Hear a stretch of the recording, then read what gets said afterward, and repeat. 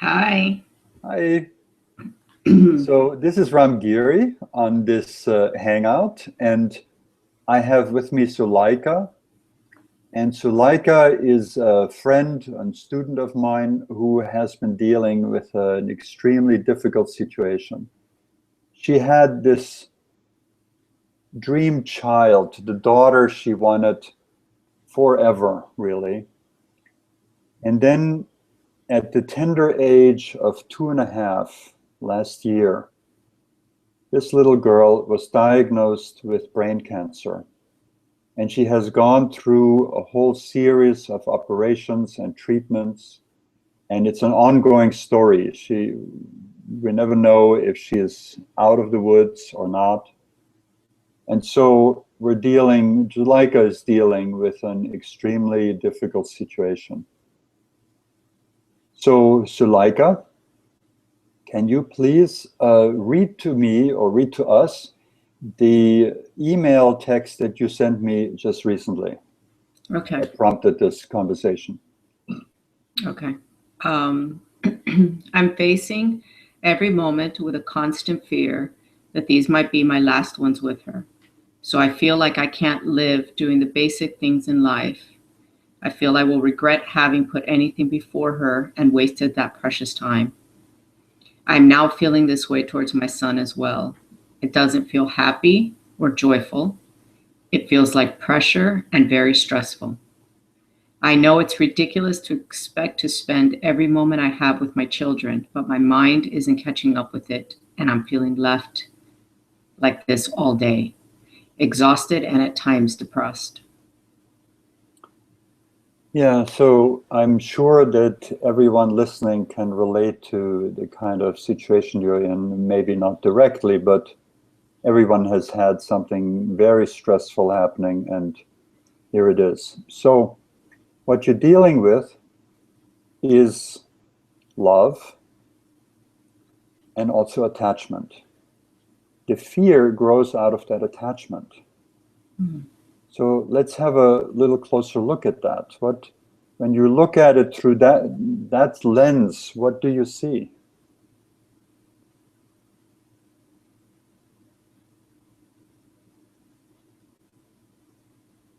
I,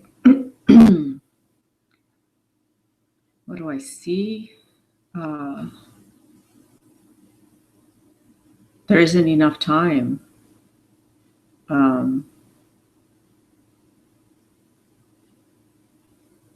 and it's more like, I guess I'm not really completely aware of what the thoughts are. It's more like a feeling of a panic, like I want to enjoy every moment, and I don't know, like And I of can't. course, you are standing in your way completely with enjoying every moment because that fear of losing her is in front of your mind. Right. And that has now also covered your relationship with your son to some extent. Yes. Yeah. So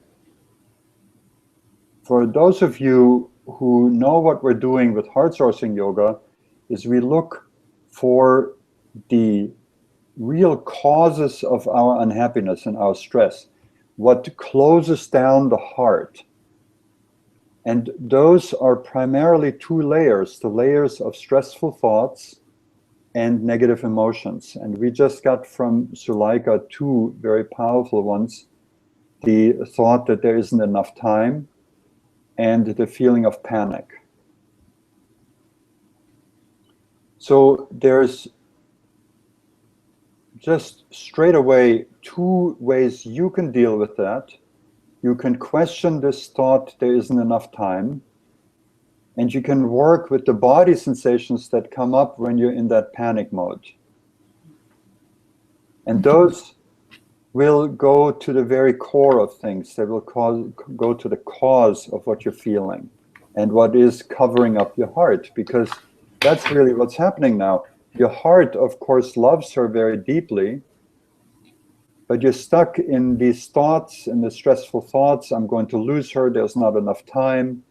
I want to enjoy her, and at the same time you can't because you're in fear, and then it percolates all the way into panic. But Yeah. so you can do some of that practice yourself. I just want to talk to you a little bit to help you understand a little bit more of the dynamic that's going on. So love is an interesting thing. Love never hurts. That's the rule. Now, this is not what our culture thinks. We have all kinds of expressions, my heart is broken, my heart is heavy, and all that kind of stuff. But what we're talking about there is the emotional heart. Emotions are always in duality. They're good or bad. And, love, the so-called love, is opposed by hate. And that's when we see in marriages, for instance, how people who love each other can become their worst enemies when it's, a little while later comes to a divorce. So we cannot deal with this on the level of emotion because they're just completely unreliable. We have to go to the level of love. And love in the very core of us has no opposite. Mm-hmm. It is completely pure, present in all of us. And of course, that is where this great, powerful feeling originates that you have for your daughter. So where then does fear come into the whole thing? For me, it happens with the most basic of basic things, like it's time to make dinner, and she'll say, she just has the sweetest voice, Mama, come and play with me. And then there's dinner and play with her. And it's like this immediate frenzy and panic goes on for stuff that simple. That's what, and it happens all day long. I'm up against that all day long. Right. The tender requests and the basic things that need to get done. Right. And your fear, of course, says, I have to go play with her. Yeah. And I can't make dinner, and you stop being functional. Right. Right. Now, here's a question. What kind of mother does your daughter need right now?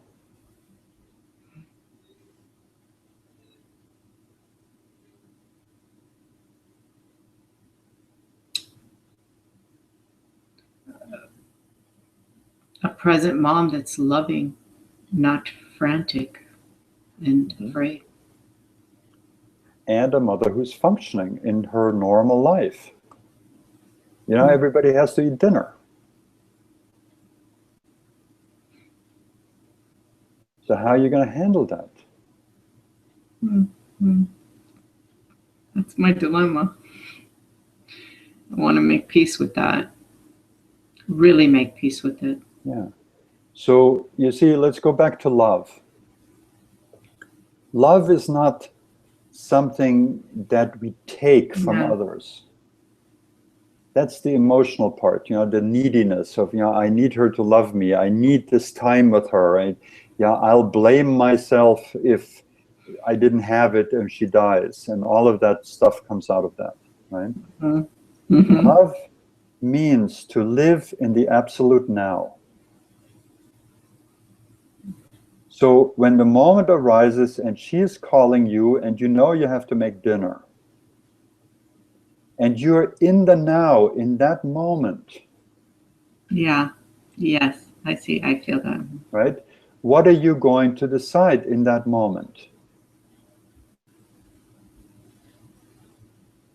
When you enter that moment with the future, the threatening future in your thoughts, then you cannot function in the now.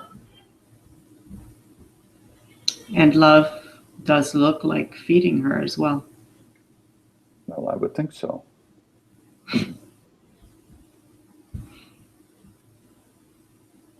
Yeah. The other thing is, you see, if you let your emotion, in other words, your attachment, and we're really starting to see the love and the attachment, right? Yeah. The attachment is, oh my God, I can't make dinner. I have to play with her. And just imagine for a moment what kind of a mother you'll be.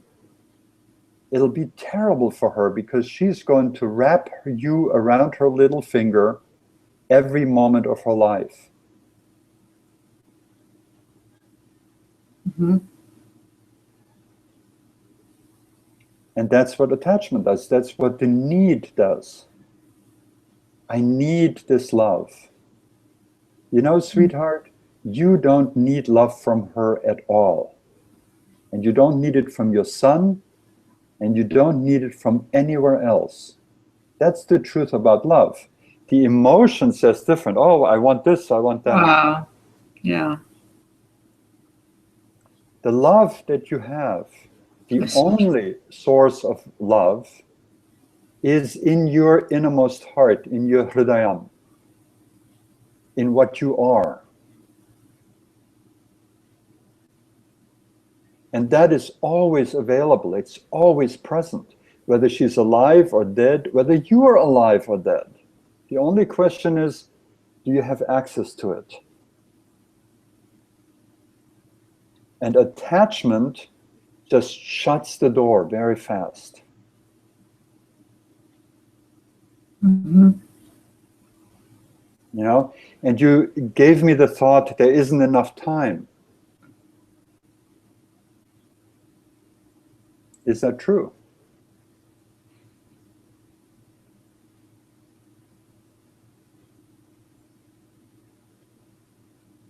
In reality.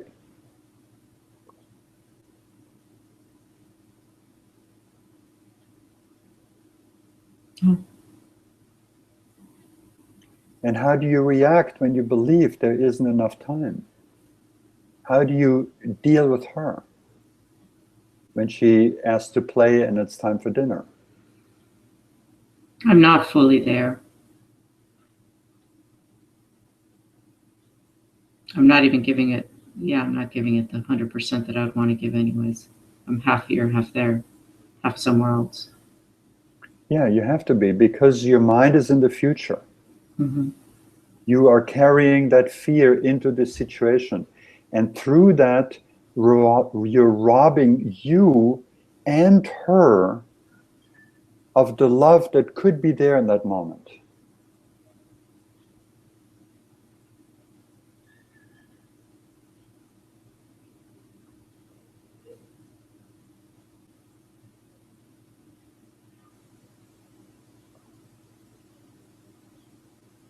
Yeah, definitely. I see the way that it closes me down for service and serving. And you know, you're not in an easy situation. And you know the work I do, we don't deal with this with half measures.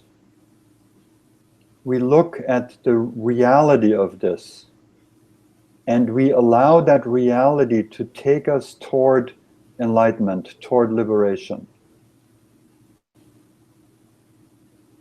And that's why you have that daughter. Mm. That's why everything happens the way it happens in your life.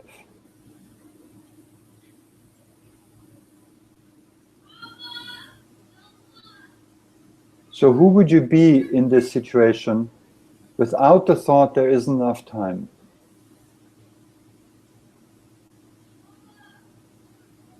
How would you handle that moment without that thought and the panic?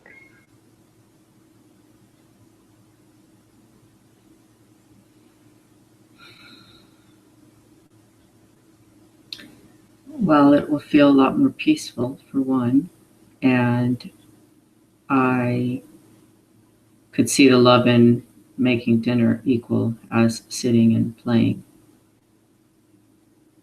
And I could see that I could tell her that very lovingly. Yeah. And I could invite her to come help in some way. Cool. Two birds with one stone. Mm-hmm. Yeah, that's true. Yeah. So can you turn it around?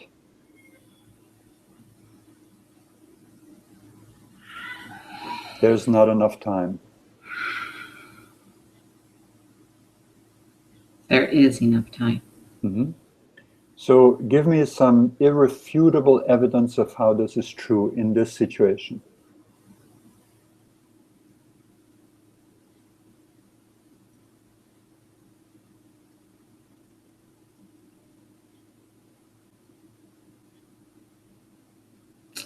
Well, my mind moves to this is what it looks like now.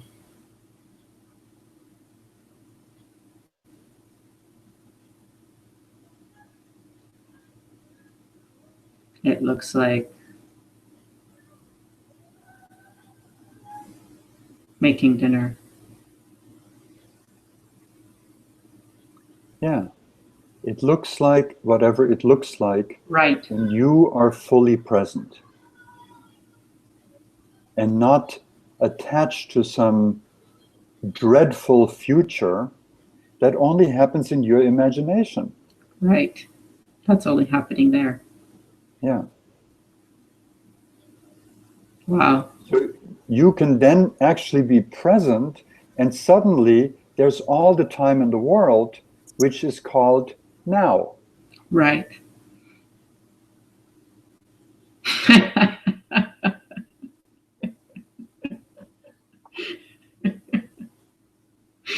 Yep. And she can sit on the counter right next to you and peel a potato or something, and you both are just happy as can be. Yep. And you will not need anything from her, Yeah. not even her presence, and you'll have it fully.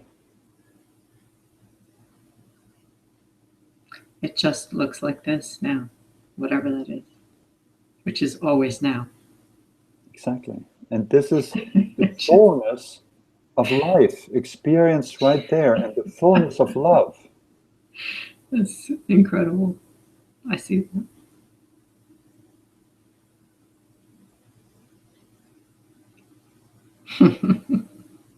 Thank you. It's so simple. It's Yes. so simple that we can't see it. We have to just know that the mind is always running for the complex, the complicated, the the old habits of pain and fear, and the stories that we've heard.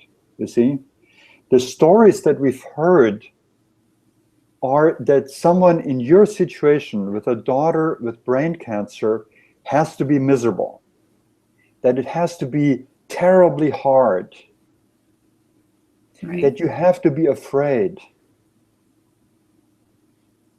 I would question all of this, because right now what I'm hearing from you is you're simply in the kitchen having the time of your life with your little girl, and she's having the time of your life with you, and that is all that is real, and that is all that exists. Yeah. And your heart is so full that you, well, tell me if it's true, I assume you will know in that moment that you're not missing anything. Mm-hmm.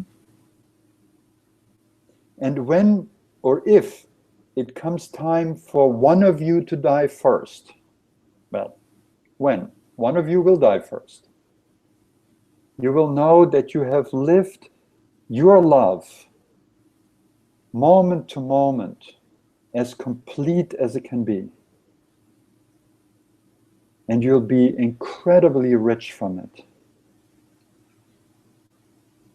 Yeah. And if one of you leaves the body, that love will not go anywhere. It will stay with you, the one who survives and the one who goes. Because love is not limited to time and space. It's eternal, and it's all pervasive, all present. So whether you're in a body or not in a body, the love that is in you is always complete. And when you can share it with your daughter the way we're talking about now, what a blessing, what a gift. Yeah. It's like you're walking in grace. Mm-hmm. So here's my story. Someone to whom this happens, whose daughter has brain cancer, can be incredibly happy, fully alive, and busy as hell taking care of everything that needs to be taken care of, but as an act of service, not at all contaminated with fear and attachment. Because in every moment you can do what you do out of the fullness of that heart. And when a stressful thought or a stressful emotion gets in the way, which it will, because that's your training ground here now, then you know what to do. You go to the skills and you free yourself of that thought and that emotion to come back into the purity of the presence and the profound joy of that love.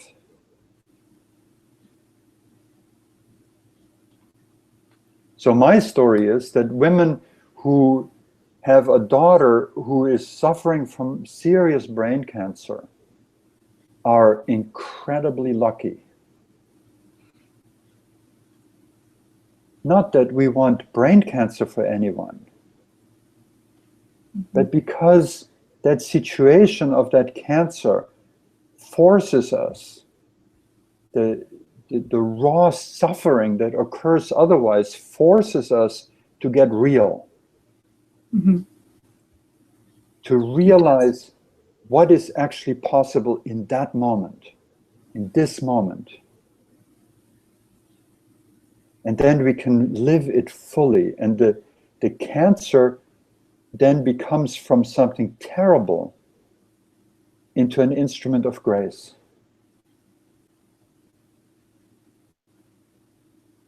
Yeah.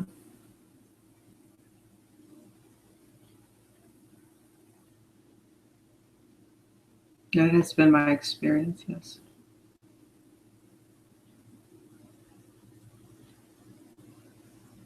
Tell us more of how you experienced that already.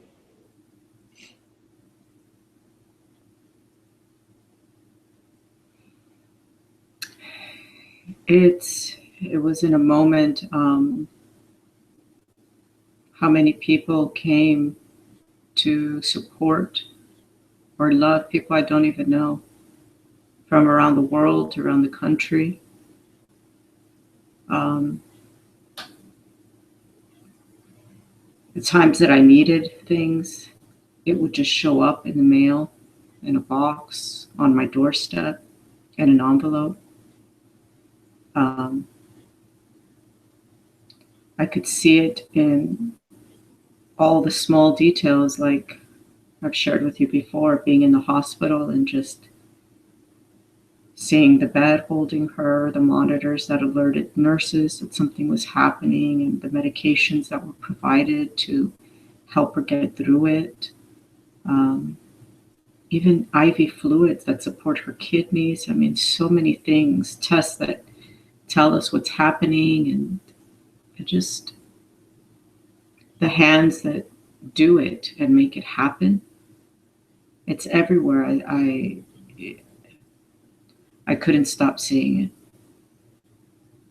I couldn't stop seeing how it opened people's hearts all around her. Anyone that came in contact with her, it was like an immediate opening for them, and they would write to me or tell me how she's changed their lives or touched them in some way, and how their life is different and their family dynamics and all the things that happen. It's you know possible to miss all that. Oh, it's very possible. But in your case, it's like the veil of reality opened, the illusion that usually blinds us opened, and you see through it the reality of this profound goodness of life. What a wonderful thing. Yeah, So because I know that you and her are going to be fine. And there will be moments when you don't feel fine. And the old terror creeps back in again. mm-hmm. But I'm confident you know what to do. you know that that's not the reality because you've tasted enough of the real reality, the reality of the love, the reality of being unconditionally present in the now. And you will know to go back there again and again. Yeah. Come too far to go back now. So thank you for this conversation. Thank you, Ramgiri. As you know, my love is with you all the time. I always feel it. Thank you for taking this time for me. Bye-bye. I love you. Love you too. Bye.